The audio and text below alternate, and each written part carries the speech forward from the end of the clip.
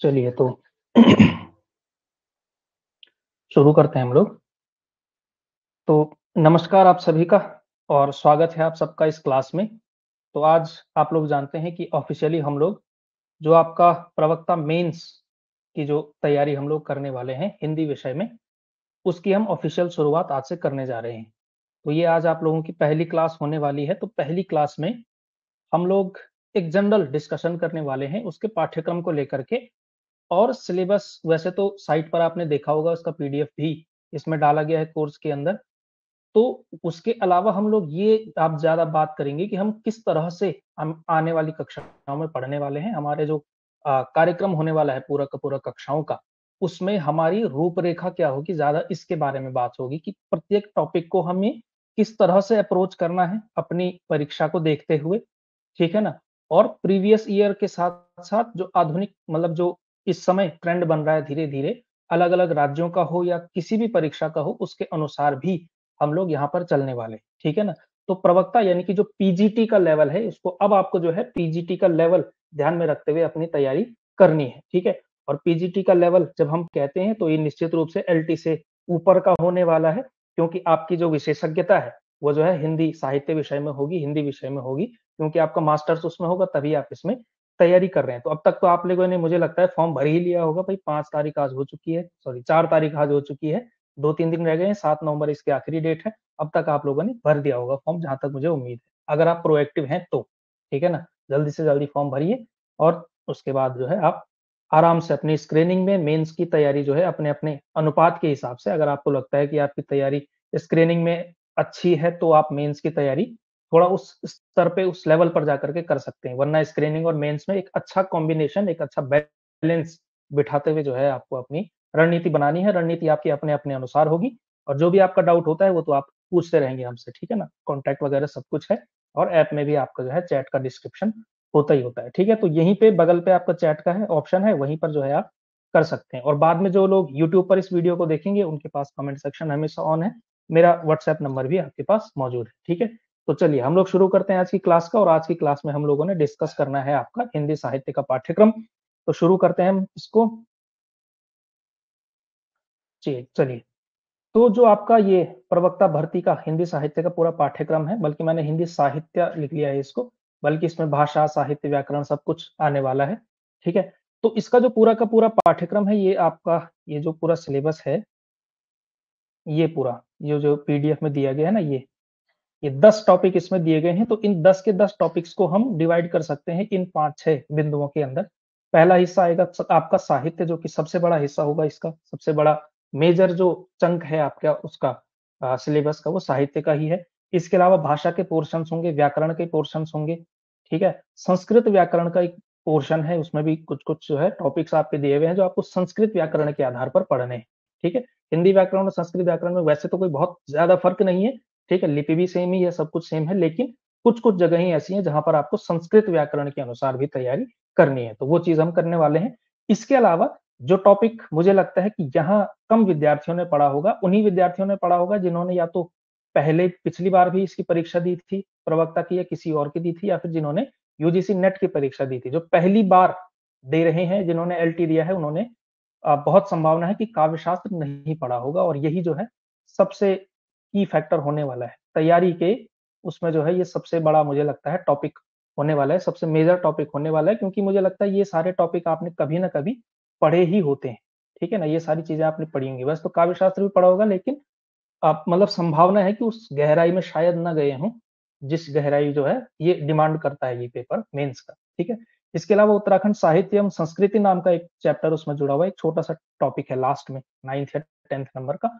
और कुछ अन्य टॉपिक हैं, जैसे प्रयोजनमूलक हिंदी के अंदर कुछ लेटर राइटिंग और इस तरह के छोटे-मोटे टॉपिक्स, तो उनको भी जो है कवर करते हुए हमने चलना है। तो ये सारे हिस्से जो हैं आप लोगों ने बना लेने हैं।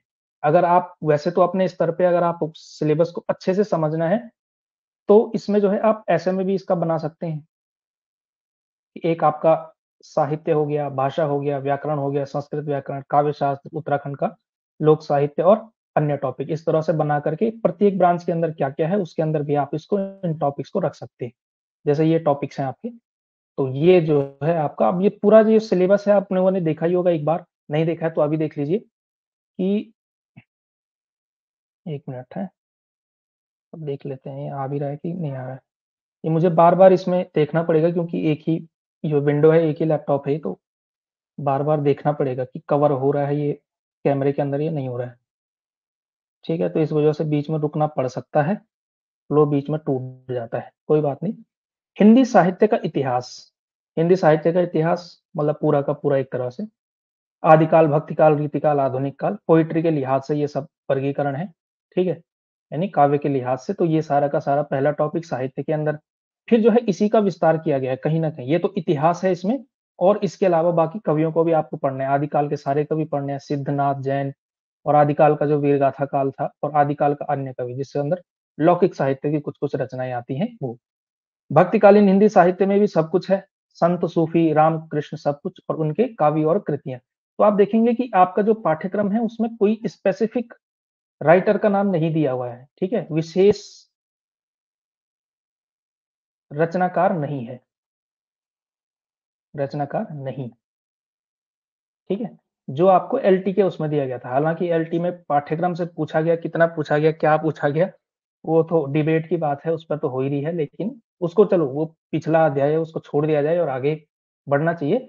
तो इसमें जो है आप देखेंगे एलटी में तो स्पेसिफिक दिया हुआ था कि ये है, ये है, ये है, लेकिन यहाँ पे कोई स्पेसिफिक नहीं है, इस वजह से हमारा सिलेबस का विस्तार बहुत ज़्यादा हो जाता है। इसका मतलब जो आपका पूरा का पूरा सिलेबस है, वो बड़ा हो जाता है, बहुत बड़ा हो जाता है यहाँ से, क्योंकि किसी एक का नाम नहीं है, इसका मतलब जितने भी हैं कुछ महत्वपूर्ण है, कुछ कम महत्वपूर्ण है, लेकिन पढ़ने सभी पढ़ेंगे। ठीक है? महत्वपूर्ण को गहराई में पढ़ना है, कम महत्वपूर्ण को थोड़ा कम में भी काम चल जाएगा। इस तरह से हमको पढ़ना है। आधुनिक हिंदी साहित्य में भी सेम पैटर्न है, भारतेंदु युग से लेकर के सब कुछ और इसमें जो गद्य विधाएँ हैं, वो भी सारी की सारी इसमें दी हुई हैं। इसके अलावा रिपोर्टाज, फीचर, पत्र-पत्रिकाएँ, रचनात्मक लेखन और जनसंचार माध्यम, ये सब भी दिया हुआ है, यानी कि कहीं न कहीं हिंदी पत्रकारिता भी एक जो है बड़ा टॉपिक है। ठीक है? तो इसको भी जो है आपने इग्नोर नहीं करना है, इसको भी अच्छे से पढ़ना है। इसके बाद जो है, जो आपके लिए एक पढ़ने लायक विषय है, इस पे आपको अच्छा खासा समय लगाना है। देखिए, एक चीज़ मैं बता दूँ आपको कि काव्य शास्त्र का स्तर क्या होने वाला है, अभी बता देता हूँ मैं आपको। देखिए, भारतीय काव्य शास्त्र के टॉपिक्स मैं ये देख रहा था, इसमें पूरा भारतीय काव्य शास्त्र जुड़ा हुआ है। सब कुछ जो है इसमें ऐड किया गया है, कोई भी टॉपिक छोड़ा नहीं गया। देखिए, काव्य लक्षण, काव्य प्रयोजन, काव्य हेतु, ठीक है? और 6 के 6 संप्रदाय काव्य के, ठीक है? रस, अलंकार, रीति, ध्वनि, वक्रोक्ति और औचित्य, ये 6 के 6 संप्रदाय हैं। भरत मुनि का रस सूत्र और उसके व्याख्याकार जितने भी शंकुक और ये सारे लोग हुए हैं, वो सारे आपको पढ़ने हैं। शब्द शक्ति, है ना? अभिधा, लक्षणा, व्यंजना, शब्द शक्ति का स्वरूप और उसके प्रकार सब कुछ, ये तो थोड़ा बहुत आपने एलटी में भी पढ़ा था। रस विवेचन, पूरा का पूरा, रसों से तात्पर्य, उसके अवयव, भेद, है ना? साधारणीकरण, अनुकूलता, प्रतिकूलता, ये सारी चीज़ें, गुण दोष, काव्य गुण, काव्य के गुण क्या होते हैं, काव्य दोष ये सब क्या होता है, ये सारे पढ़ने हैं। अलंकार विवेचन, अलंकार के मुख्य, बिंब, प्रतीक, छंद विवेचन, छंद का स्वरूप, यानी कि कुल मिलाकर के संपूर्ण काव्य शास्त्र आपको पढ़ना है इसमें। इसका कंक्लूजन यही है, मतलब भारतीय काव्य शास्त्र। पाश्चात्य काव्य शास्त्र में उतने टॉपिक्स नहीं जोड़े गए हैं, मतलब कुछ ही जोड़े गए, प्लेटो है, अरस्तू है और लॉन्जाइनस है, क्रोचे है और रिचर्ड्स है, आई ए रिचर्ड्स है। इसके अलावा इलियट वगैरह ज़्यादा नहीं है इसमें, वर्ड्सवर्थ नहीं है, वो नहीं है, लेकिन पढ़ना ज़रूर है, ठीक है? इनको हमने बहुत गहराई में पढ़ना है। इनको क्या पढ़ना है, पूरी डेप्थ के साथ पढ़ना है, पूरी गहराई में पढ़ना है, जो भी इसमें दिए हुए हैं, ये सारे के सारे, ये तो पूरा का पूरा ही भारतीय काव्य शास्त्र हो गया। लेकिन पाश्चात्य काव्य शास्त्र के ये टॉपिक हैं, इनको गहराई में पढ़ना है। इसके अलावा जो टॉपिक्स हैं, ठीक है? जैसे आपका विलियम वर्ड्सवर्थ हो गया, कोलरिज हो गया, ये सारे लोग हो गए, है ना? क्रोचे तो है ही। तो ये सारे लोग जो हैं हमको थोड़ा, इलियट हो गया, ये सारे थोड़ा पढ़ने ज़रूर हैं, मतलब थोड़ा कम उससे पढ़ेंगे लेकिन पढ़ेंगे ज़रूर, कवर करके ज़रूर जाएँगे, ठीक है ना? इसके अलावा हिंदी आलोचना में स्पेसिफिक यहाँ पे जो है कुछ नाम दिए हुए हैं, शुक्ल, द्विवेदी, वाजपेयी, शर्मा और नगेंद्र और नामवर सिंह, यही 5-6 आलोचक जो कि वैसे भी पढ़ाए जाते हैं। इसके अलावा भी कुछ-कुछ आलोचक हैं, उनका भी थोड़ा बहुत पढ़ लेंगे, ठीक है? कहाँ-कहाँ किसका काम है, एक आइडिया रहेगा तो कुछ ऑप्शंस एलिमिनेट करने में आसानी ज़रूर होती है, ठीक है? तो हिंदी आलोचना वाला ये टॉपिक भी आपको करना है। तो ये तो सारा का सारा अभी तक क्या है, ये सारा का सारा साहित्य का हिस्सा है, काव्य शास्त्र वाला हिस्सा है। ये आपने पढ़ना है। इसके अलावा अब आता है आपका थोड़ा भाषा का या कहीं व्याकरण का टॉपिक। तो ये भी इसके अंदर भी जिस तरह से ये इसकी भाषा है, इसमें आपको लगता है कि सब कुछ मतलब संपूर्ण व्याकरण ही पूछा जाएगा। ऐसा नहीं है कि कुछ स्पेसिफिक आपसे डिमांड किया गया है, संपूर्ण व्याकरण ही आपको एक तरह से पढ़ना है। हिंदी का व्याकरण जो है, आपको पूरा का पूरा आना चाहिए और इसकी तैयारी आपकी जो है स्क्रीनिंग के साथ ही हो जाएगी, क्योंकि इसके जो टॉपिक्स हैं स्क्रीनिंग में भी सामान्य हिंदी जो कि 20 नंबर आएगा ही स्क्रीनिंग में, वहीं आपकी जो है व्याकरण भी आपको वहीं कवर करना पड़ेगा, ठीक है? तो कुछ हालाँकि कुछ टॉपिक ऐसे होंगे जो यहाँ अलग से जोड़े गए हैं, ठीक है? क्योंकि ये मेंस का है और हिंदी का है, लेकिन जो है अधिकांश टॉपिक आपके व्याकरण का एक सामान्य जो आपकी जानकारी होगी वो स्क्रीनिंग में ही आपकी कवर हो जाएगी। यहाँ पे भी पढ़ेंगे और स्क्रीनिंग वाले बैच में तो वो चलेगा ही चलेगा जब हिंदी स्टार्ट होगा तो, टीचिंग एप्टीट्यूड के बाद, ठीक है? तो वहाँ तो हम उसको पढ़ेंगे ही पढ़ेंगे। तो हिंदी व्याकरण में ये आप लोग बहुत सारी चीज़ें आपने पढ़ी ही होती हैं, उसको बस ये है कि आपकी तैयारी को उस स्तर पर लेकर के जाना है। आपकी जो टॉपिक हैं, जो समझ आपकी है उसको उसके स्तर तक मैच करना है बस, मेंस के लेवल तक मैच करना है, बाकी हमने कोई बहुत ज़्यादा कुछ उतना नहीं करना है इसमें, बस उस लेवल की तैयारी करनी है, जिस लेवल की जो है पेपर पूछा जाएगा, इतना ही पढ़ना होता है बस, ठीक है? तो यही सब हमको करना है। अपठित गद्यांश, पद्यांश बोध, ये भी तैयारी जो है कॉम्प्रिहेंशन, ये भी स्किल जो है होता है, ये भी करने के लिए पूछा जा सकता है। और इसके अलावा देखिए संस्कृत वाक्य रचना एवं व्याकरण में क्या पूछा जाएगा? संधि, समास, ऑलमोस्ट सेम है, विसर्ग संधि के कुछ-कुछ चीज़ें इसमें ऐड हो जाएँगी। बस संधि का जो है थोड़ा गहराई बढ़ जाएगी, समास के जो शब्द होंगे थोड़ा संस्कृत के समास जो है हमको पढ़ने पड़ेंगे। संस्कृत के शब्द थोड़ा-सा अलग होते हैं, वो पढ़ने पड़ेंगे। कारक मोर और लेस सेम ही है, कारक के साथ ही जो संस्कृत में चीज़ होती है वो विभक्ति है, तो विभक्ति का अध्ययन भी जो है लाज़मी है कि होगा ही होगा यहाँ पे। इसके अलावा शब्द रूप और धातु रूप जो है आपको ये भी पढ़ने ही पड़ेंगे। शब्दों के जो रूप होते हैं इसके साथ जुड़ने वाले, वो आपको पढ़ने और धातु रूप जो क्रियाओं के धातु रूप चलते हैं, ठीक है? समस्त 5 के 5 लकार, वो आपको पढ़ने हैं। इसके अलावा जो अन्य टॉपिक्स मैं कह रहा था जैसे मुहावरे, लोकोक्ति एक जो है, ये हो सकता है, ठीक है? और इसमें जो है आपको क्या पढ़ना पड़ेगा, जो गढ़वाली, कुमाऊनी, जौनसारी ये क्या है, इनको भी पढ़ना पड़ेगा। जौनसारी ये सारे क्या हैं, ये भी आपको पढ़ने पड़ेंगे, मतलब मुहावरे और लोकोक्तियाँ, ठीक है? इसके अलावा ये जो भाषा वाला टॉपिक है नंबर 9 का, हिंदी भाषा उद्भव और विकास, देवनागरी लिपि उद्भव विकास, हिंदी भाषा के विविध रूप, हिंदी की उपभाषाएँ, बोलियाँ, वर्गीकरण, क्षेत्र, मानक भाषा, राजभाषा और राष्ट्रभाषा, ये वाला टॉपिक तो ये भाषा के अंदर आ जाएगा, यानी कि पूरी हिंदी भाषा का एवोल्यूशन किस-किस तरह से हुआ है। पढ़ाई होता है लेकिन थोड़ा-सा और गहराई में पीजीटी के लेवल का पढ़ना है बस। और इसके अलावा उत्तराखंड का साहित्य और संस्कृति का सामान्य परिचय, यहाँ पे भी किसी स्पेसिफिक का नाम नहीं दिया गया है। इसका मतलब हमको सामान्य परिचय यानी कि एक अच्छे स्तर की तैयारी इसमें करनी ही पड़ेगी। उत्तराखंड का समस्त साहित्य आपको पढ़ना ही है, ठीक है? मेन सारे के सारे उनकी तैयारी करनी है और इसके अलावा अन्य भी जो हैं उनको भी जो है आपको अच्छे से तैयार करना है। तो ये है आपका पूरा का पूरा भाई मेंस का साहित्य सॉरी सिलेबस, ठीक है? तो ये है आपका। तो अब तैयारी का हमको कैसे करना है?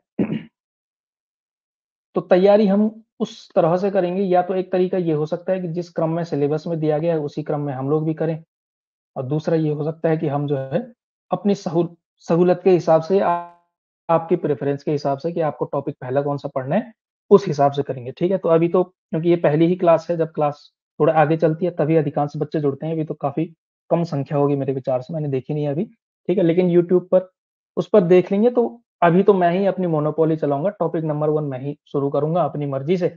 बाकी जब आप एक अच्छी संख्या में हो जाएँगे, एक अच्छा हमारे पास एक बेस बन जाएगा स्टूडेंट का, तो तब आपसे पूछ कर के ही जो है, आपके ही मैंडेट के अनुसार क्लासेस चलाएँगे, ठीक है? लोकतांत्रिक तरीके से, ठीक है? तो मेरा मन है कि पहले ही हमको यहीं से शुरुआत करनी चाहिए, जो कि आपका साहित्य का हिस्सा है, ठीक है? बाकी फिर आप कहेंगे तो मतलब ऐसे समय पे हम काव्य शास्त्र तब शुरू करेंगे जब आपके पास मुझे लगता है जब स्क्रीनिंग का आपका कंप्लीट हो जाएगा ना, जब आपके पास बर्डन नहीं होगा, जब आप कम से कम एक जगह से मुक्त हो चुके होंगे, तब जाकर के हम वो टॉपिक पढ़ेंगे जो थोड़ा-सा कठिन है, जो कम पढ़े गए हैं, अनटच्ड हैं, नए हैं, वो सारी चीज़ें हमको तब पढ़ना है, ठीक है? तो इस तरह से करने की कोशिश करेंगे और एक बढ़िया-सा समन्वय बिठाते हुए अपनी क्लासेस को कंटिन्यू करें, ठीक है?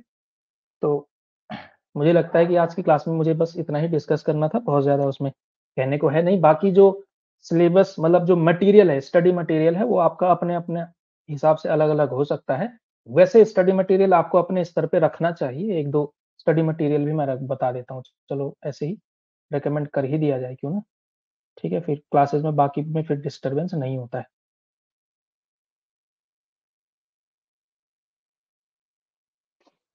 तो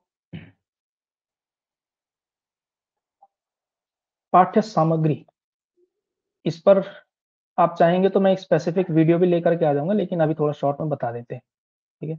हिंदी साहित्य के इतिहास के लिए शुक्ल जी की किताब लेकर के आइए। अब ये बहाना नहीं चलेगा कि शुक्ल जी की किताब बड़ी कठिन है और हमको तो आता ही नहीं। भाई एमए क्यों किया फिर आप लोग ने? अगर आपको किताब की भाषा नहीं समझ में आ रही है तो फिर मतलब थोड़ा इंट्रोस्पेक्ट करने की ज़रूरत है भाई, थोड़ा-सा आत्मचिंतन करने की ज़रूरत है कि किताब हिंदी ही समझ में नहीं आ रही, हिंदी में एमए हो गए। तो मतलब प्रवक्ता अब आपको जिस विषय का बनना है वही समझ में ना आए तो फिर गड़बड़ है भाई, ठीक है? तो शुक्ल जी की किताब है, ठीक है? भाषा कठिन नहीं है भाई, एमए लेवल पे तो बिल्कुल भी नहीं है। एलटी वालों के लिए मैं कहता था कि इसकी भाषा थोड़ा-सा कठिन ज़रूर है। आपके लिए ये बहाना नहीं चलेगा। नहीं आ रही है तो 3-4 बार पढ़िए, पढ़ना ही पड़ेगा, ठीक है? ले लीजिए शुक्ल जी की हिंदी साहित्य का इतिहास, इतिहास लेखन को समझने के लिए। इसके अलावा एक गाइड आपके पास होनी चाहिए, ठीक है? क्योंकि एमसीक्यू में आता है पेपर, बिना गाइड के काम नहीं चलता है, ठीक है? तो गाइड आपके पास एक कोई ना कोई होनी चाहिए। गाइड मैं वैसे अपने आप कोई एक स्पेसिफिक गाइड रिकमेंड नहीं करता हूँ, बहुत प्रकार की गाइडें आती हैं, मतलब हर प्रकाशन की अपनी-अपनी गाइड है, हर जगह से अलग-अलग आती है। कुछ अब प्रकाशन ऐसे आएँगे जैसे देख लिया नोटिफ़िकेशन, तो स्पेसिफिक किताबें बनाना शुरू कर देंगे अरिहंत वगैरह आपके ये हिंदी साहित्य के मेंस के लिए, उत्तराखंड मेंस के लिए, इसी भर्ती के लिए। तो उसको भी कंसिडर किया जा सकता है, लेकिन कई बार जो है उसमें बहुत सारी गलतियाँ ज़रूर होती हैं। तो गाइड आपको जो है, जो भी अच्छी हो वो जो है आप ले सकते हैं। इसका चुनाव आपको खुद करना है, कोई-सी भी एक गाइड आप ले सकते हैं, वरना डिटेल में कभी हम इस पर बात करेंगे। वैसे बाकी हिंदी भाषा का वाला जो टॉपिक है, हिंदी भाषा का इतिहास, उद्भव, विकास, वो सब समझने के लिए भोलानाथ तिवारी जी की किताब है, ठीक है? वो होगी भी मेरे पास, मतलब किताबें तो मेरे पास हैं ही ये सारी की सारी। ठीक है, भोलानाथ तिवारी जी की किताब अब वो उधर है। तो वो मैं दिखा दूँगा, हिंदी भाषा का इतिहास किताब का नाम है।